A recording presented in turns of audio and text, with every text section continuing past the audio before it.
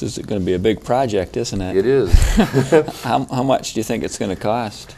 Well, the budget is about $565,000 to do that work.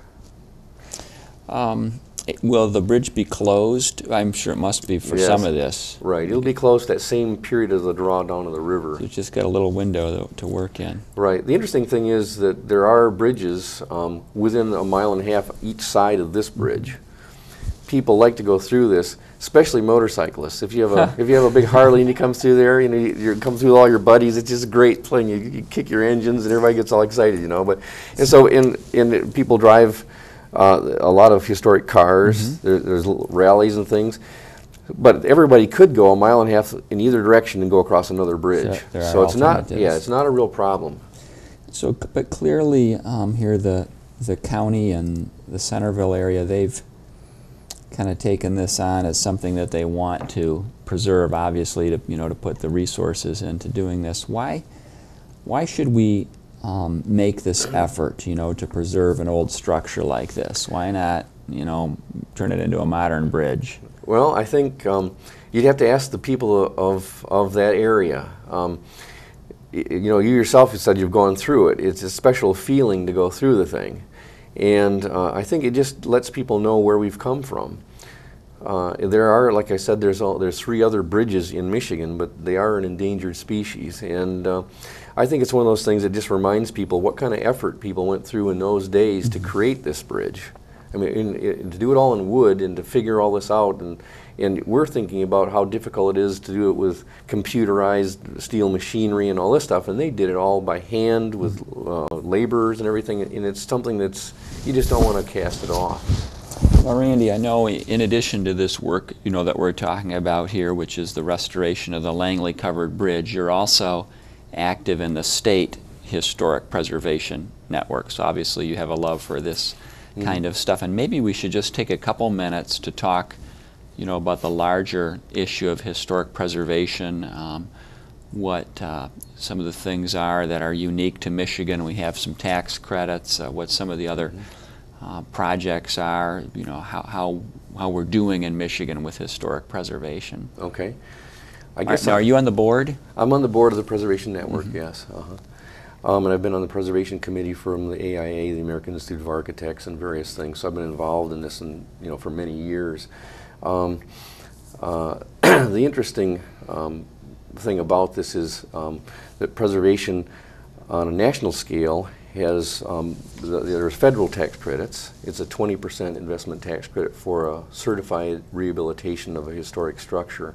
Is this for a home or a business or either? For the federal tax credits, it's an income producing property only. In the state of Michigan, we have a historic resource rehabilitation credit that actually allows a homeowner to do it if they're in a historic district or in certain occasions, if it's listed on the state register and those kind of things. And that's a 25% investment tax credit. For commercial properties in Michigan, there is a 25% investment tax credit for state taxes, but it's only taken after the 20% federal taxes. So you qualify for 25, but Michigan only allows you 5 if you've taken the 20 for federal.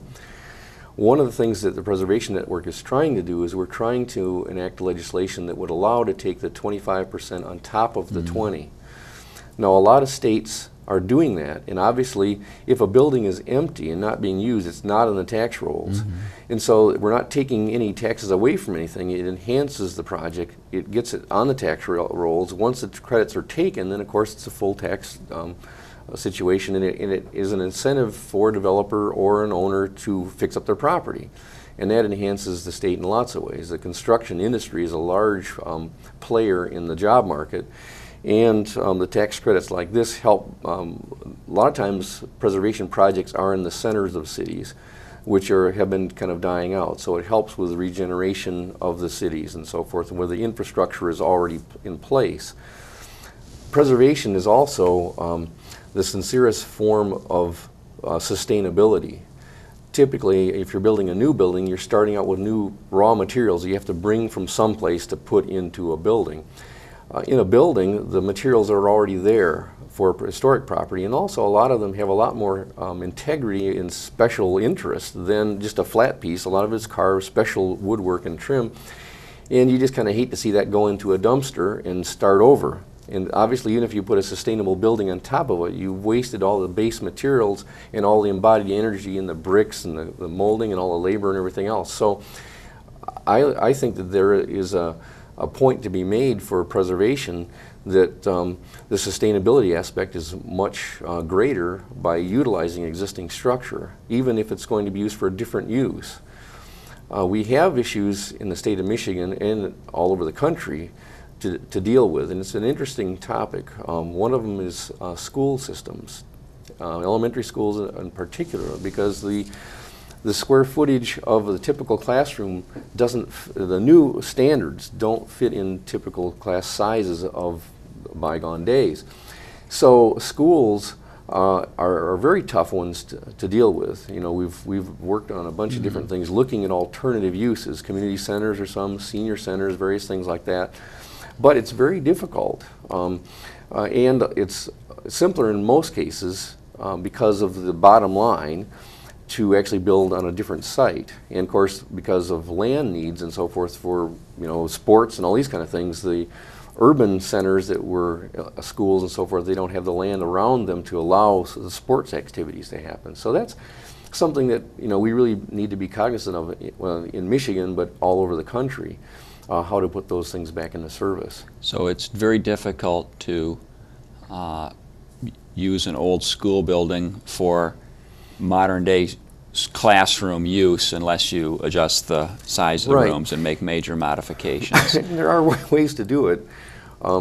We've been working in a couple of schools in the Grand Rapids area that are elementary schools, and they're very significant in their structures, you know, a lot of terracotta work and special brickwork and so forth. And in this case, there have been additions done to them in a contemporary but compatible way, and the interiors have been pretty much gutted out. And, you know, you have to always do an analysis of the bottom line for a school system. We have bonding issues and taxpayers that are really using public money, and they're concerned really, about those issues. So you have to really do a lot of diligence to make sure that works. Usually in a community that feels strongly about their school, like in this case, they're both in Hispanic communities up in the Grand Rapids area, and the community just loves their schools, and they really feel strongly about that whole place. And the reason these buildings were done the way they were, very extravagant. The one school, the kids call it the Harry Potter School. It has towers on it and finials all over their carved terracotta, very special type of work. We only have another minute or so left here, Randy, but is there anything else we should know back in Kalamazoo and in Van Buren County about historic preservation or about covered bridges? Oh, okay. You just got a minute. Okay. Well, I guess about preservation in general is just remember when you're looking at things to look at alternative uses. Because it's ugly now, just because it's old doesn't mean it's useless. And kind of look at contemporary things can be done with preservation as well. The blend of the two, we call it an eclectic mix or something, makes things exciting. You know, like these schools we did in Grand Rapids, the interior is totally contemporary, but the two work well together. So you look at things maybe a little differently than you have in the past. Randy, thanks very much for coming on my program. Thanks for watching Current Events with Tom George. I'll be back with another guest next week.